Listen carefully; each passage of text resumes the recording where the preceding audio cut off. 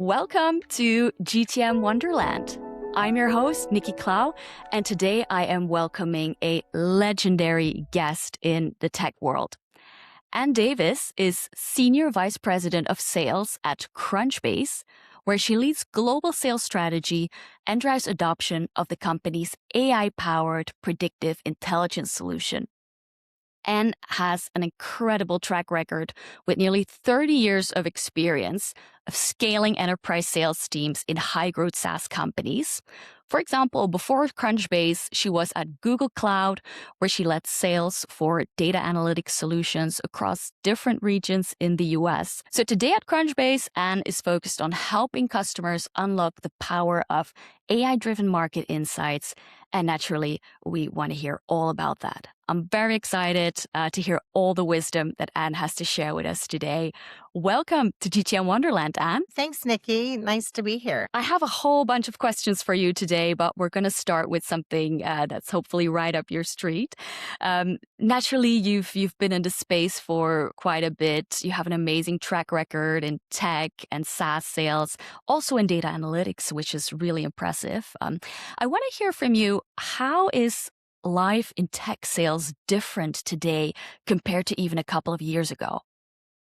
Well, I think that, AI has brought a lot of productivity and time savings to a lot of the everyday tasks that people do, right? And lots of people are using it in a variety of ways. But I think what's sort of different now is salespeople have the ability to do that public research aspect of an account much quicker.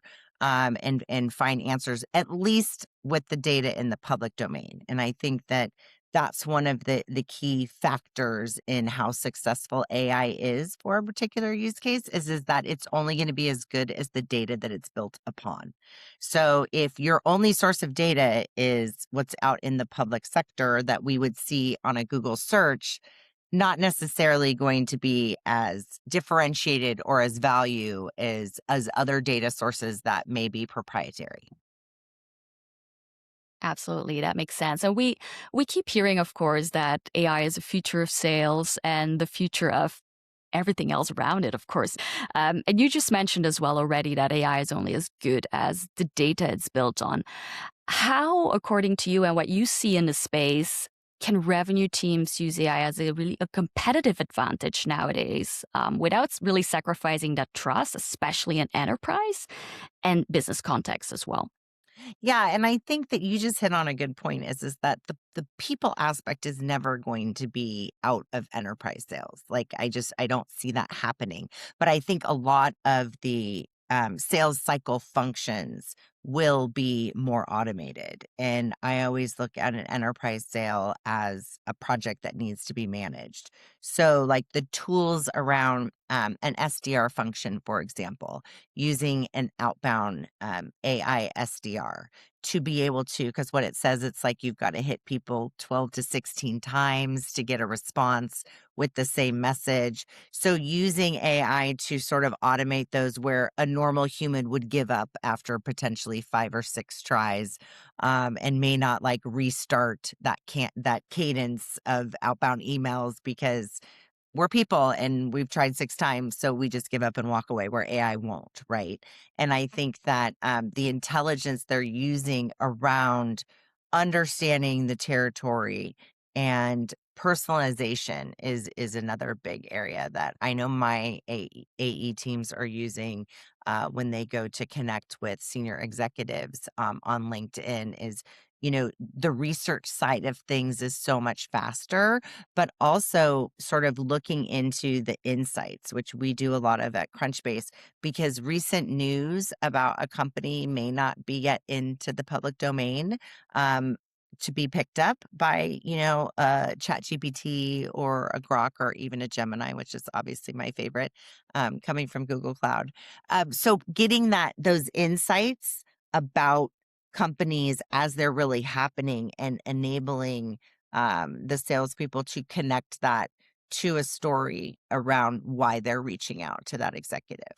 I think that has probably been one of the biggest game changers I've seen in the last few years for AEs who take the time to do that and reach out to execs. When you connect with an executive on something that they're passionate about or they care about or they're working on and relate your solution to helping them, it is almost a for sure thing that you'll get a response.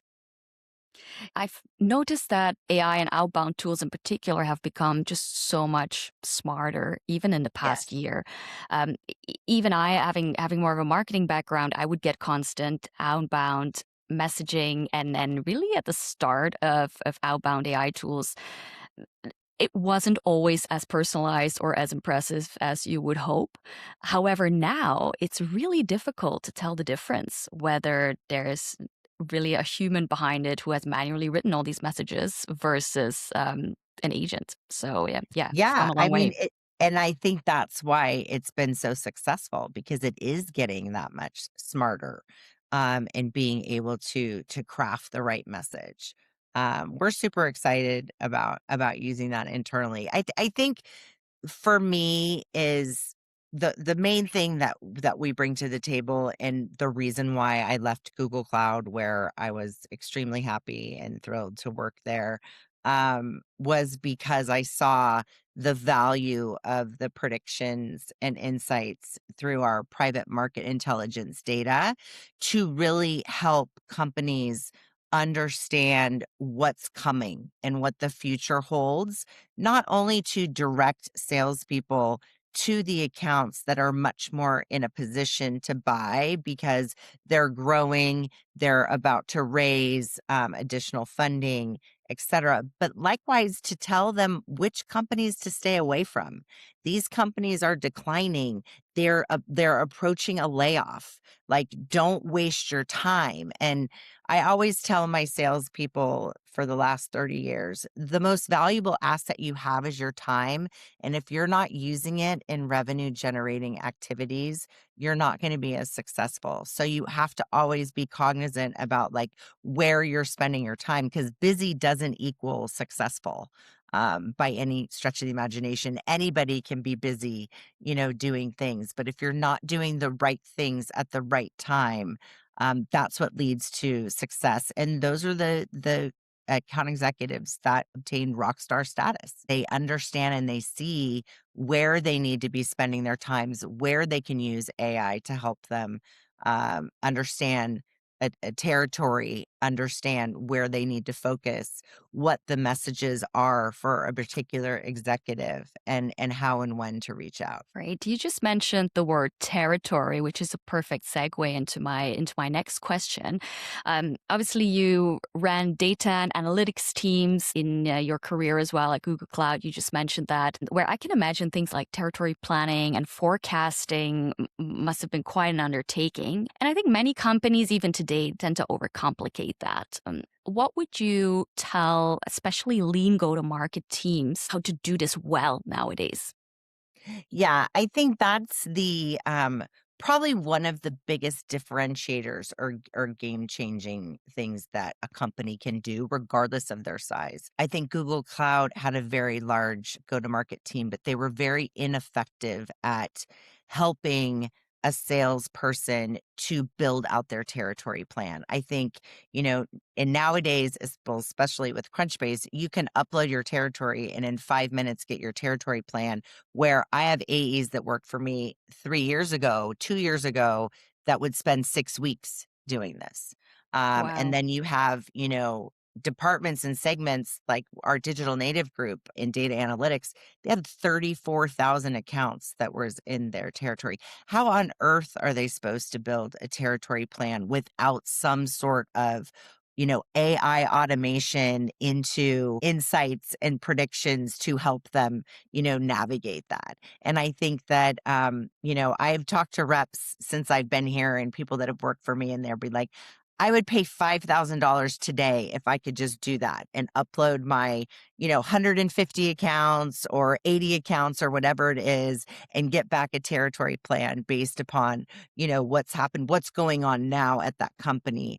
Because I think there's just so much more information and data available. And when you factor what's in the public sector with private market intelligent data, like what Crunchbase has to offer, that's what really gives you the competitive advantage. And I think people are starting to see that purchasing these types of data sources is going to deliver that. And they see that through the results that they get, where, companies that use us have reported 50% pipeline growth within 6 months, 25% of top line revenue growth. You don't just get those by chance. And I think that those are the things that GTM teams could really start to pay more attention to, is how can we deliver not just the book of business and leave it all on the AE to figure it out, but deliver sort of the tool set or the mechanism that they can obtain, do territory analysis very quickly on the front end of the year, but then also have a mechanism where you can notify them of things that are happening, because the world is changing at a very rapid pace and things are happening every day. Companies are getting acquired, companies are raising money. Like, how can we properly notify AEs that something has changed with one of accounts in their book of business and we want them to take a look, right? The more we can automate this stuff for sales reps, the more time they're going to have to be spending with the customers and the prospects in doing the outreach and trying to get in. And then running the sales cycle. Like, we used to always I was an IC for 16 years. So my cycle in always at startups, right? Where I didn't have a name brand like a Google Cloud or a Looker or a Crunchbase to get me in the door. And my cycle was very particular. You'd be prospecting, prospecting, prospecting, and then you couldn't prospect anymore because you had so many deals that you were operating. For me, based upon the enterprise solution that I was selling, it would be 5 or 6 deals I could be juggling at one time, because these are all projects that have to get managed and you have to try to simultaneously be doing things in each one. So then you stop prospecting, you close out the 5 or 6 you have, and then you got to go back to prospecting. So it was very peaks and valleys. And I think as a GTM leader now, I'm looking to sort of create a much more seamless approach where through the use of AI tools, through the use of data, and through the use of other functions around it, being able to continuously sort of fill that funnel for the AEs so they don't experience those peaks and valleys from between prospecting and working deals, closing deals, and then back to prospecting. You can make it more seamless. And then that where they're contributing, their portion of the revenue in a much more predictable way. That's a I great know I take. said a lot there. I'm sorry. No worries. Don't apologize. Don't apologize. I was even going to add something in addition to that, because what I've been hearing for years and years, and I hope it's now getting a little bit better, is also just the admin that a sales rep always has to do on the back end to keep data hygiene in a good place, which is, I know, a Yeah. massive headache for so many businesses. I've seen it firsthand now in the past couple of years, even with specific note-taking tools being launched and now definitely in heavy rotation amongst sales folks and other go-to-market professionals. It has made it so much easier to extract value from those prospect meetings or client meetings to move faster and to also have that information available for other people on the team. So even that already is Oh, a huge step. absolutely. Absolutely. I mean, that has been, we use Gong internally, and that has been sort of a game changer when things escalate and we need to bring product and engineering into particular sales cycles. They can listen to a 30-minute Gong call and be up to speed on exactly where we're at with the customer and what the customer or prospects issues or questions are, so they can show up very, very prepared and not have to depend on what notes the AE chose to take or not to take, which is, as we all know, not the most productive path forward. So yes, I definitely agree with that. Yeah, you just mentioned Gong. I'm curious what your perfect sales tech stack looks like at the moment. Yeah, I came in, I haven't even been here a year yet. Middle of March will be a year for me. And I completely turned over the sales organization, and the tech stack was definitely something that we were looking to do. And we're still in, that journey, I think. But for us, we use Qualified. Piper is our AI SDR on the front end. We have phenomenal people behind that drive a lot of our outbound activity. We enrich our customers with Clay. We actually have a very strong partnership with Clay where we feed a lot of Crunchbase data into Clay, so Clay customers can access it without having to license directly from Crunchbase. But if they want our predictions and insights, they can come license that from us and we'll feed it into their Clay environment. From there, Demand Gen utilizes Marketo is still like the behemoth of, outbound email. We've added in 6sense, and I think our teams are like, that has a lot of dials that have to get tweaked. And so I think we're still learning there. And what else have we got in place here? Obviously, Salesforce is our CRM of choice. And then we've got a lot of other little tools like that the salespeople use that I can't even recall all the names off the top of my head, but just various, very unique, very niche-y sorts of things. But there is a spreadsheet solution that I'm blanking on the name that sits on top of Salesforce, because I'm a very stickler about Salesforce hygiene.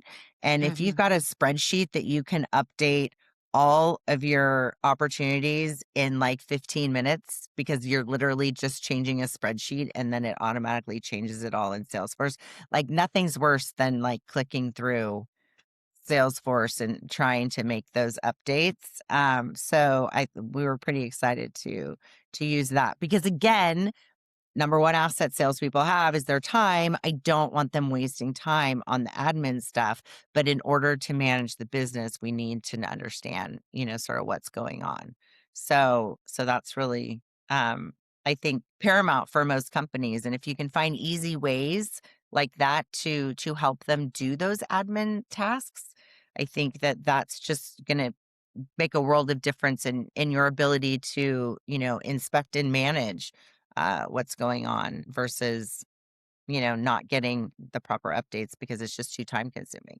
I mean, gosh, back in the day, I used to tell my boss, do you want me updating Salesforce or do you want me closing deals? Because I can't do both, and he used to laugh at me, but good thing I was a good closer. I got away with a lot.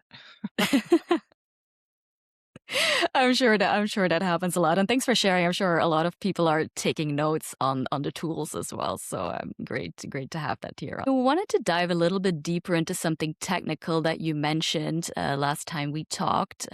You were sharing your thoughts the other day on consolidation through tools, MCP server scaling challenges. You had a lot Yes. of good opinions. I just, anyone that's living in the AI data world that doesn't know what an MCP server is, like this is going to be the game changer, I think, for many, many companies, and almost probably every company when you think about it. So an MCP server is nothing more than an AI ready API call. So if you are an AI company today and you want to utilize various data sources, which they all do, and oftentimes they will allow their end customer to pick which data source. Crunchbase is very well known in the marketplace. We have significant value around private market data, private market intelligence. And that is what we are known for and becoming known for, because our AI solution and predictions and insights have only been out for a few years now, but developed over 4. So that being said, it's really a phenomenal way where, as the aggregator of the data, if you think of yourself as a Clay or a Rogo or even a Manus AI, GenSpark, all these companies that are providing AI niche values to companies, by being able to allow their customers to pick the data sources that they want to go and ping. And then it's just everything's sort of token based. So I really feel this is where the world of data is, because it's it's not just a volume play, it's also a quality play. So for us, getting the funding data information. Like how many funding rounds has this, company had? That's a very highly sought after data element. And since ours are all entered predominantly from, the VCs and the people making the investment, we have a lot higher level of accuracy than a lot of other companies do.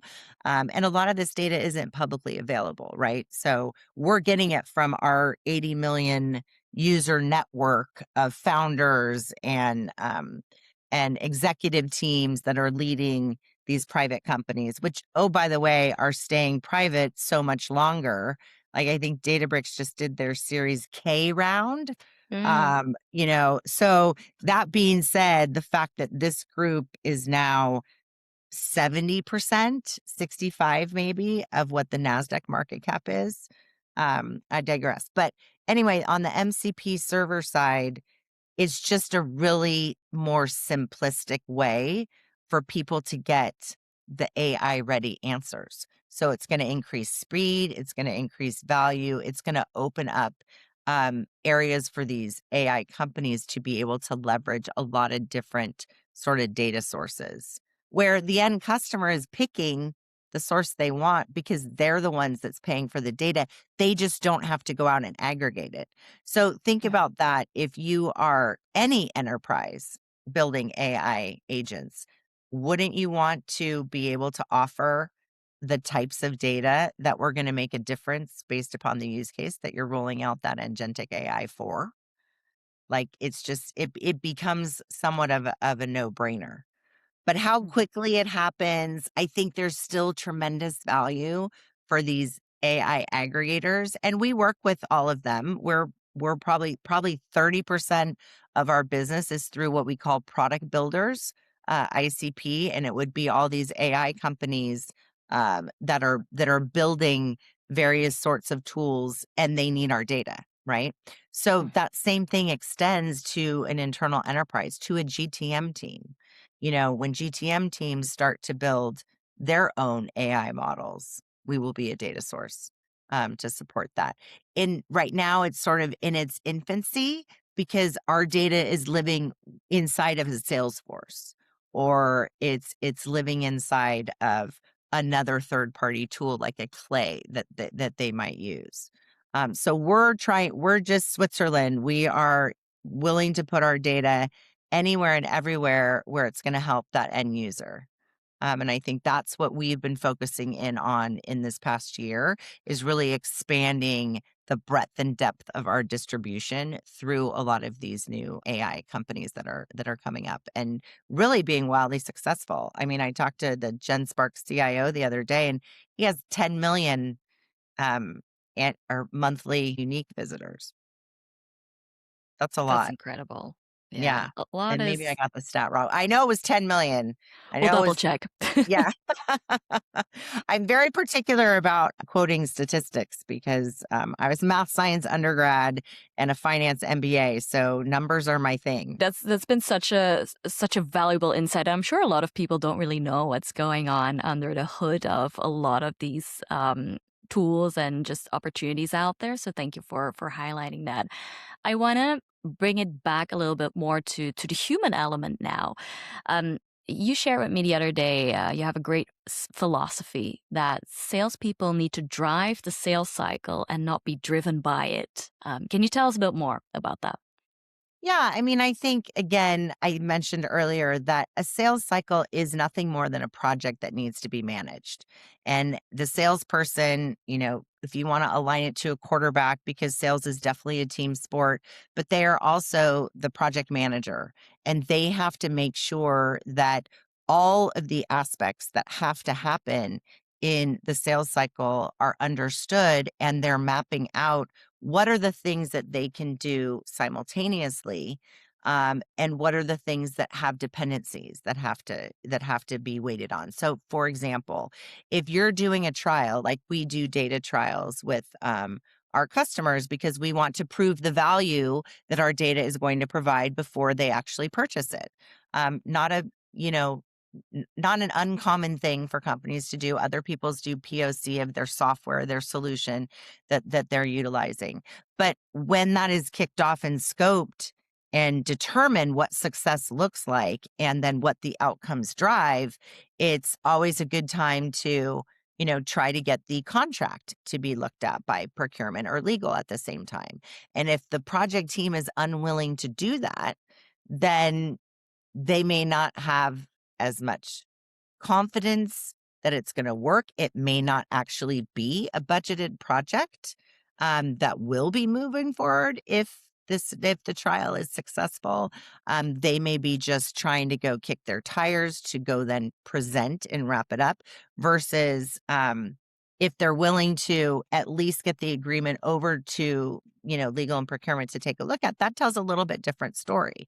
Likewise, I always tell my team, before we kick off a trial, I would like you to set up, an executive alignment call with whoever the executive or project sponsor is on the customer side.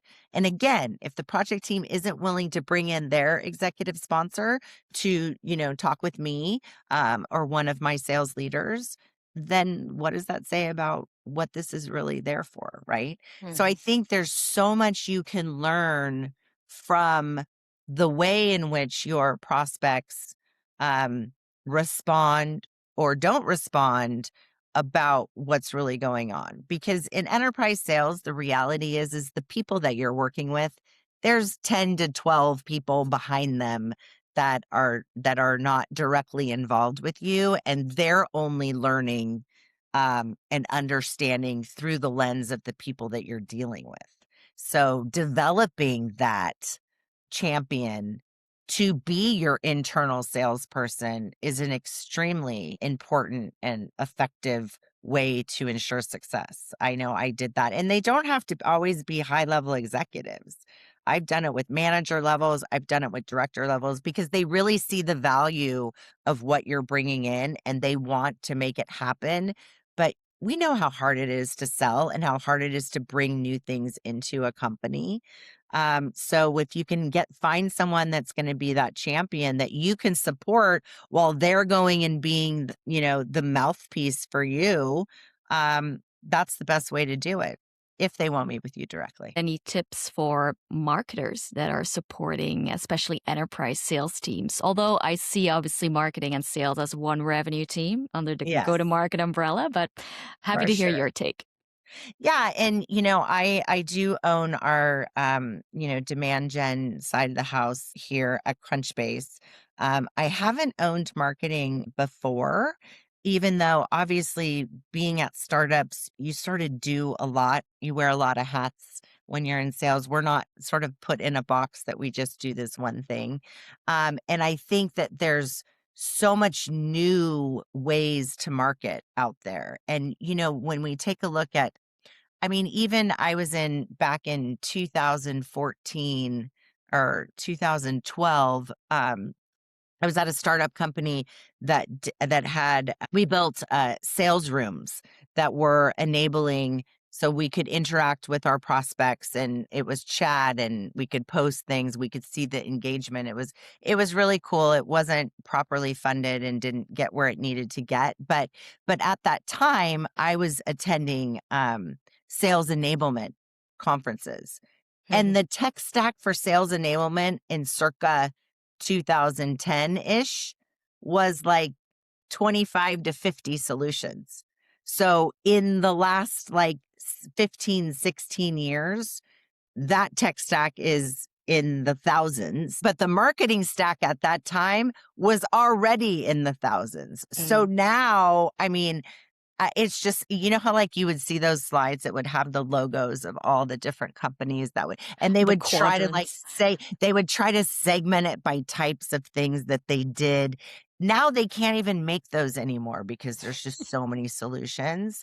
So I am by far not the leader on the marketing, but I will tell you that fundamentally what has always worked for me in my entire career was being able to understand and articulate the value that your solution is going to deliver for that specific persona that you are selling to. And not just be able to articulate it, but be able to back it up with statistics. Like when I worked at iPipeline was the first company, and this was like 2008 through 2000, 2008 through 2014, I think. Yes, it was like a 6-year period. So I was an IC for half of it, and then that's when I first moved into management with them. And we had built a straight through processing solution that replaced the paper application of a life insurance policy. But what that did by everything from gathering it electronically, allowing the end customer to fill out some of it, to e-sign it, submit it to the insurance company, and let them do their underwriting, they were cutting 30, 60, 90 days sometimes off the process of getting life insurance. So what happens when you process something faster? Automatically, your sales rates go up, which they called placement ratios. They increase 15, 20% because you didn't have consumers that were like, oh, I applied for that 3 months ago and now my refrigerator went out and I have to replace that. So I don't have the funds to buy that life insurance policy anymore. Like that's real life. But if we get it back to them in 2 weeks before the refrigerator goes out, then, the placement ratio goes up. But I forget where I was going with that, but the whole point of it, because we were able to articulate the specific ROI results that our customers were achieved. So when we had our first 10 big, life insurance carriers, Pacific Life, John Hancock, MetLife, all those companies, we were able to aggregate the data across them and say, okay, on average, we have increased placement ratios by 12% and revenues have gone up here and we've cut costs by X amount. So that's what every company I go into is like, help me understand the value proposition and then help me articulate the statistics and the ROI behind it. Like if I can do that, then like I quoted one for Crunchbase earlier, that companies, the ROI studies we've done on go-to-market use case, they increased their pipeline by 50% within 6 months, and they increased their close win rate by 25% in that same 6-month period because they're focusing on the right customers at the right time. So there's so much out there, and I'm just like, I'm tried and true to all of the proof points that have worked for me over my entire career. And I think that's what I'm going to get weepy, but that's what Crunchbase is like, it's the culmination of my entire career. Oh, thanks for sharing. It's beautiful just to hear how your career has developed as well, and just all the things you've seen throughout your years at different companies, from startups all the way to now at Crunchbase. It's beautiful to hear and see, and also hear all your examples. So thanks for sharing so openly. This is such a good closing because I had a final question for you, which is what human leadership looks like for you at the moment at a high growth company like Crunchbase today. Yeah, I think that one of the things that has always helped me to be a great leader is I am probably transparent to a fault.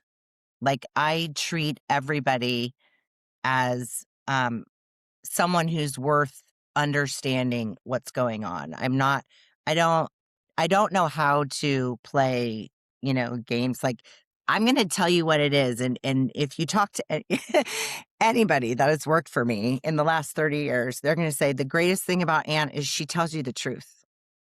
And you don't have to wonder what she's thinking as a leader because she's going to tell you. Right. And I think that, having that level of transparency where you can just be your authentic self. There's people that I've worked for before, I'm not a good managing up person. I'm a better managing down person, because I don't believe in all the BS that, people have to do to try to, get ahead. And it's just like, I'm always like, look at the score. Like we're lucky we're in sales. We have a scoreboard. Like look at the scoreboard. The scoreboard doesn't lie, and I say that a lot, but for the people, it's also to just treating them as the individuals that they are And, I don't ask for things that I'm not willing to do myself. And I think that that has been a game changer for me as well. Personally, is that I will get involved and run a contract negotiation cycle. I will get involved and do the pricing and negotiate that with the customer. Like, I will go in and help anywhere I can, because sales is a team sport. I'm sure you're going to get some CVs in your inbox now after we publish this. But Anne, this is such a great moment for us to finish our conversation today. Thank you so much for coming on the show and for sharing all your wisdom. Oh, I really appreciate it, Niki. Thank you very much.